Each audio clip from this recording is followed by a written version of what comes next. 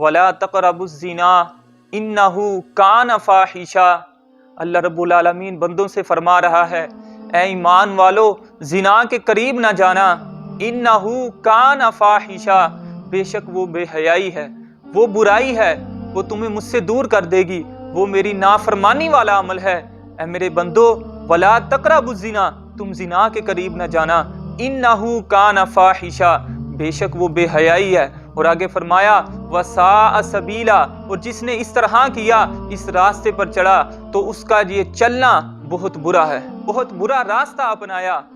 आज हम देखते हैं कि हमारे घरों का माहौल क्या है। रिश्तेदार आपस में मिलते हैं तो कोई पर्दा नहीं, गैर महरम एक दूसरे को देखते रहते हैं, एक दूसरे से बात करते हैं, एक दूसरे से हाथ मिलाते हैं, और इस्लाम ने इस चीज की इजाजत नहीं दी।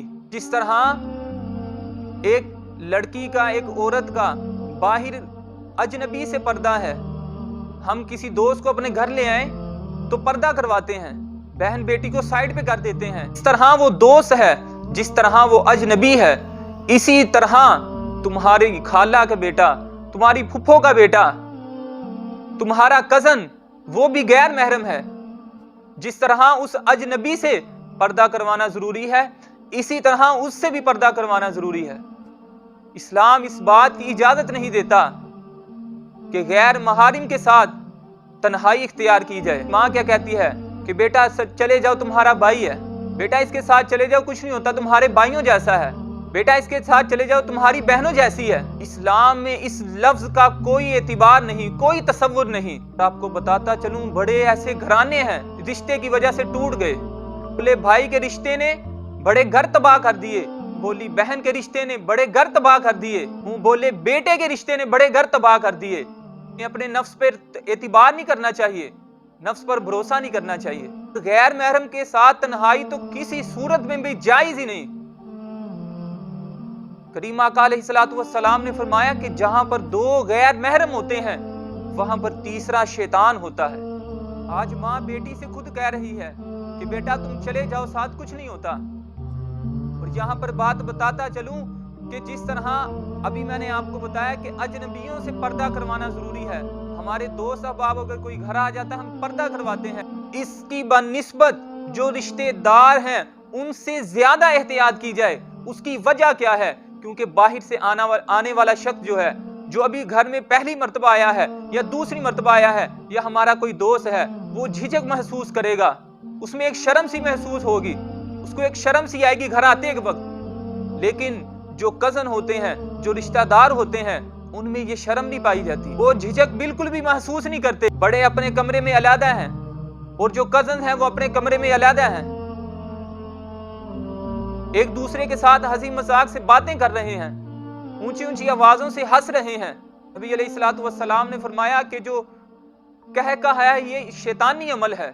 किया करें कि अल्लाह ताला हमें गैर महरम की मोहब्बत से बचाए। हमारे घरों का माहौल बड़ा दर्दनाक हो चुका है कि बहन भाई को देखना पसंद नहीं करती, भाई से बात करना पसंद नहीं करती, भाई की तरफ प्यार से देखती नहीं। और अगर कोई खाला का बेटा आ गया, उसने कोई बात की, तो उससे इस तरह प्यार से बात करनी जैसे वो ही हकीकी भाई है।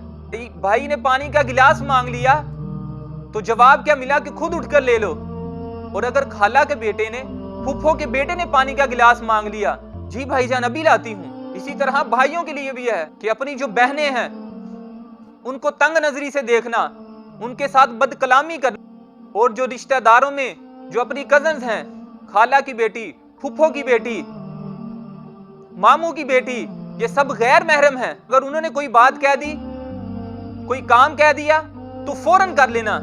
और अगर अपनी बहन ने कोई काम कह दिया तो उसको जवाब क्या देना कि तेरे तो काम खत्म नहीं होते, तू तो हर वक्त मुझे काम कहती रहती है। आखिर किसी ने कोई काम कह दिया तो फौरन कर लिया, लेकिन अपनी माँ ने काम कह दिया तो काम ना किया। किसी खाला ने काम कह दिया तो फौरन कर लिया, लेकिन जब अपनी माँ ने काम कहा तो फौरन ना किया, काम को किया ही नहीं। तो इस मौके पे भी नबी अलैहिस्सलातु वस्सलाम ने हमारी रहनुमाई फरमाई। करीम आका अलैहिस्सलातु वस्सलाम ने इरशाद फरमाया कि तुम में से बेहतरीन शख्स वो है जो अपने घर वालों के साथ बेहतर है। और आप ये सोचें कि ऐसे कैसे मुमकिन है कि जो शख्स अपने घर वालों के साथ मुखलिस नहीं है, अपने घर वालों के साथ प्यार से नहीं रहता, اپنے گھر والوں کے ساتھ اچھے انداز سے نہیں رہتا، وہ آپ کے ساتھ کس وجہ سے اچھے انداز سے رہ رہا ہے؟ کیونکہ اس کا جو نفس ہے وہ اس کو ابھار رہا ہے۔ وقتی طور پر بھائی جان ہوگا، بہن ہوگا، مگر یہ شیطانی عمل ہے۔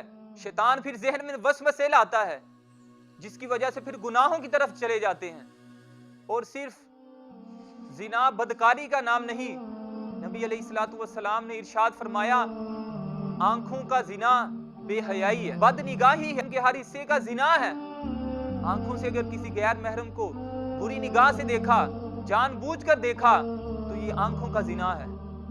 ذرا سوچے تو صحیح کہ کتنے دن ایسے گزارے، کتنے لمحات ایسے گزارے جس میں غیر محارم کے ساتھ بات کرتی رہی، غیر محارم کے ساتھ بات کرتا رہا، ان سے ہاتھ ملاتا رہا، ان کو برائی کی نظر سے دیکھتا رہا۔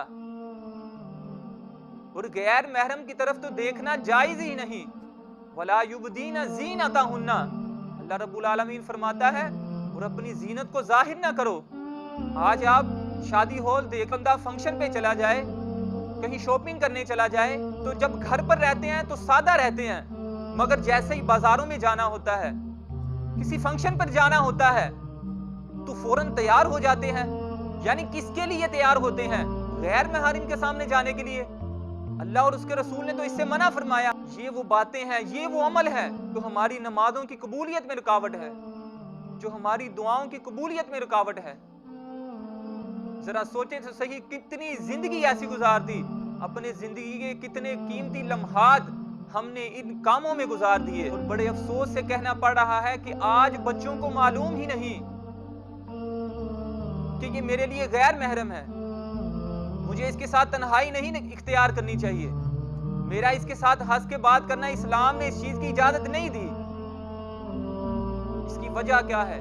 کہ ہم نے اپنے بچوں کو دین نہ سکھایا۔ بڑے درد کے ساتھ یہ بات کہتا ہوں کہ اکثر لوگ ایسے ہیں جنہیں یہ پتا چلتا ہے کہ فلاں کا بچہ حفظ کر رہا ہے، فلاں کا بچہ قرآن پڑھ رہا ہے، قرآن کو سیکھ رہا ہے، تو لوگ اس پر بڑا خوش ہوتے ہیں کہ ماشاءاللہ آپ کا بچہ کتنا اچھا کام کر رہا ہے، مگر اپنے بیٹوں کو اس طرف لگانے کی سوچتے ہی نہیں۔ کیا وجہ ہے؟ اپنے دل سے دین کو تسلیم نہیں کیا۔ ہم اوپر سے تو دین کا نام لیتے ہیں، مگر دل سے اس کو تسلیم نہیں کرتے۔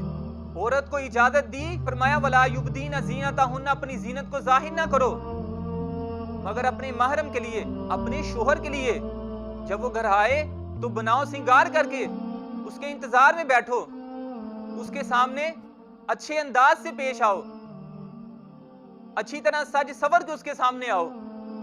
مگر جب شوہر گھر آتے ہیں تو عورت کو کوئی حال نہیں ہوتا، لیکن جیسے ہی بازار جانا ہے، جیسے ہی کسی رشتہ دار کے گھر جانا ہے، تو میں ابھی بیوٹی پارلر سے ہو گیا تھی، پھر چلتے ہیں، کہ غیر محرم کو دکھانے کے لیے تیار ہوتے ہیں۔ اور حضرت فاطمہ رضی اللہ تعالی عنہ پوری زندگی باپردہ گزاری۔ وہ سلام تشریف فرما تھے، صحابہ کرام موجود تھے، نبی علیہ الصلوۃ والسلام نے فرمایا صحابہ تمہیں معلوم ہے کہ خوبصورت عورت کون ہے؟ اے صحابہ تمہیں معلوم ہے کہ سب سے خوبصورت عورت کون سی ہے؟ جسے اللہ پسند کرتا ہے، جس سے اللہ پیار فرماتا ہے۔ تو صحابہ کرام نے مختلف جوابات دیے، کیا یا رسول اللہ صلی اللہ علیہ وآلہ وسلم سب سے خوبصورت عورت وہ ہے جو 5 وقت کی نماز پڑھتی ہے، نمازوں کو اپنے اوپر لازم کرتی ہے، نمازوں کو پابندی کے ساتھ ادا کرتی ہے، وہ سب سے خوبصورت عورت ہے۔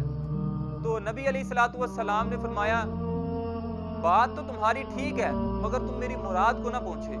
نے جواب دیا یا رسول اللہ صلی اللہ علیہ وآلہ وسلم سب سے خوبصورت عورت وہ ہے جو 5 وقت کی نمازیں بھی ادا کرتی ہے اور تہجد کی نماز بھی ادا کرتی ہے۔ فرمایا کہ بات تو تمہاری بھی ٹھیک ہے، مگر تم میری مراد کو نہ پہنچے۔ پھر ایک صحابی نے کہا یا رسول اللہ صلی اللہ علیہ وآلہ وسلم سب سے خوبصورت عورت وہ ہے جو 5 وقت کی نمازیں بھی پڑھتی ہے، تہجد کی نماز بھی ادا کرتی ہے اور اپنے آپ کو بے حیائی سے بھی بچاتی ہے۔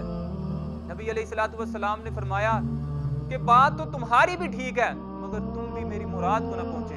حضرت علی رضی اللہ تعالیٰ عنہ محفل میں موجود تھے، آپ چپکے سے اپنے گھر کی طرف چلے، جا کر حضرت فاطمہ رضی اللہ تعالیٰ عنہ سے پوچھا اے فاطمہ رضی اللہ تعالیٰ عنہ مجمع لگا ہوا ہے، حضور علیہ الصلوۃ والسلام صحابہ سے پوچھ رہے ہیں کہ بتاؤ سب سے خوبصورت عورت کون سی ہے، تو کسی کو جواب نہیں آ رہا، سب کے جواب حضور سن رہے ہیں مگر فرما رہے ہیں کہ تم میری مراد کو نہ پہنچے۔ اے فاطمہ رضی اللہ تعالی عنہا، تم تو بتاؤ کہ حضور کی مراد کیا ہو سکتی ہے؟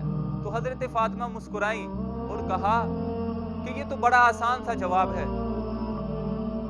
کہ پوری کائنات میں سب سے خوبصورت عورت وہ ہے جس نے کبھی کسی غیر محرم کو نہ دیکھا ہو، اور اتنا نہیں، آگے فرمایا کہ اسے بھی کسی غیر محرم نے نہ دیکھا ہو۔ تو حضرت علی جب واپس مجمع میں گئے تو ابھی سوال کا سلسلہ جاری تھا، تو جاتے ہاتھ کھڑا کر دیا، یا رسول اللہ صلی اللہ علیہ وسلم مجھے جواب آتا ہے۔ تو حضور صلی اللہ علیہ وسلم نے فرمایا کہ علی کرم اللہ تعالی وجہہ الکریم، بتائیے جواب کیا ہے؟ تو حضرت علی رضی اللہ تعالی عنہ نے عرض کیا، یا رسول اللہ صلی اللہ علیہ وآلہ وسلم، پوری کائنات میں سب سے خوبصورت عورت وہ ہے کہ جس نے کبھی کسی غیر محرم کو نہ دیکھا ہو اور اسے بھی کسی غیر محرم نے نہ دیکھا ہو۔ تو حضور صلی اللہ علیہ وآلہ وسلم مسکرائے اور فرمایا کہ صحابہ، میں نہ کہتا تھا فاطمہ تو بدعۃ منی، فاطمہ میرے جگر کا ٹکڑا ہے رضی اللہ تعالیٰ عنہ۔ رام نے کہا حضرت علی رضی اللہ تعالیٰ عنہ سے، داد تو آپ کو ملنی چاہیے تھی، مگر حضور صلی اللہ علیہ وآلہ وسلم تو حضرت فاطمہ رضی اللہ تعالیٰ عنہ کی تعریف بیان کر رہے ہیں۔ تو حضرت علی مسکرائے اور کہا کہ بات چھپائی بھی ان سے جن کے لیے اللہ نے پردے نہ رکھے، جن کے لیے اللہ تعالیٰ نے کسی چیز کو چھپا نہ رکھا، بتائی بھی اس کو جو اللہ کے محبوب ہیں، وہ تو سب کچھ جانتے ہیں۔ سب سے خوبصورت عورت وہ ہے، اور ہمارا خوبصورتی کا معیار یہ ہے کہ سب سے خوبصورت عورت وہ ہے جس نے سب سے مہنگا کپڑا پہنا ہے، جو سب سے مہنگی جگہ سے تیار ہو کر آئی ہے، جس نے سب سے زیادہ سونا پہنا ہے۔ مگر فرمایا کہ سب سے خوبصورت عورت وہ ہے جس نے کبھی کسی غیر محرم کو نہ دیکھا ہو اور نہ ہی اسے کسی غیر محرم نے دیکھا ہو۔ تو حضرت فاطمہ رضی اللہ تعالی عنہ کو اتنے درجات ملے، جب بروز قیامت حضرت فاطمہ رضی اللہ تعالی عنہ گزرنے لگیں گی تو ایک منادی ندا لگائے گا، ایک کہنے والا کہے گا کہ تمام لوگ اپنی نظروں کو جھکا لو، یہاں سے حضرت فاطمہ رضی اللہ تعالی عنہ کا گزر ہونا۔ اور ہمارا ایمان کیا ہے؟ ہم یہ چاہتے ہیں، تیار اس لیے ہوتے ہیں کہ غیر محرم ہمیں دیکھیں اور ان کی شان دیکھیں۔ اللہ خود بیان فرما رہا ہے، اللہ فرما رہا ہے کہ سب غیر محرم نظریں جھکا لیں۔ کیوں جھکا لیں نظریں؟ کہ فاطمہ بنت محمد رضی اللہ تعالی عنہ کا گزر ہونا ہے۔ تو ان کو یہ مرتبہ کیوں ملا؟ کہ انہوں نے دنیا میں رہ کر اپنی زندگی کو اپنے رب کی رضا کے واسطے گزارا، قرآن و حدیث کے مطابق گزارا۔ بعد سے وہ لوگ سبق حاصل کریں کہ ماں بھی موجود ہے، باپ بھی موجود ہے، بھائی بھی موجود ہے، اور بہن سامنے ناچ رہی ہے۔ اتنی رب سے ناراضگی، اتنی رب سے دوری، شکر کریں کہ حضور کی امت میں سے ہیں۔ یہ حضور کے نالین کا صدقہ ہے کہ ہم گناہ کرتے ہیں تو ہم پر کوئی عذاب نہیں آتا۔ ہم کون ہے بخدا یاد نہیں، اپنے اسلاف کی کوئی بھی ادا یاد نہیں۔ بنت حوا کو نچاتے ہیں لوگ آج سرعام، اتنے سنگ دل ہے کہ رسم حیا یاد نہیں۔ ہم حیا کو بھول بیٹھے کیونکہ ہمارا ایمان کمزور ہو چکا۔ نبی علیہ الصلوۃ والسلام نے فرمایا الحیاء من الایمان، فرمایا کہ حیا ایمان سے ہے۔ جس بندے میں جتنی حیا ہوگی اتنا ایمان ہوگا۔ یعنی جو یہ بندہ یہ چاہتا ہے کہ میں اپنے ایمان کو مضبوط کر لوں، اسے چاہیے کہ باحیا ہو کر زندگی گزارے، غیر محرم سے تنہائی سے بچے، ان سے کلام کرنے سے بچے۔ بڑے لوگ ایسے ہیں جو نمازیں پڑھتے ہیں، قرآن بھی پڑھتے ہیں، حج بھی کیے ہوئے ہیں، عمرہ بھی کیا ہوا ہے، مگر اس بات میں پھنس جاتے ہیں، یہاں پر آ کر ان کا ایمان کمزور ہو جاتا ہے۔ قرآن بھی سنتے ہیں، حدیث بھی سنتے ہیں، زنا کے بارے میں باتیں بھی سنتے ہیں، واقعات بھی سنتے ہیں، پھر بھی وہی غیر محرموں کے ساتھ بے تکلفانہ گفتگو، ہنس کر بات کرنا، کہے لگا کر ان سے باتیں کرنا۔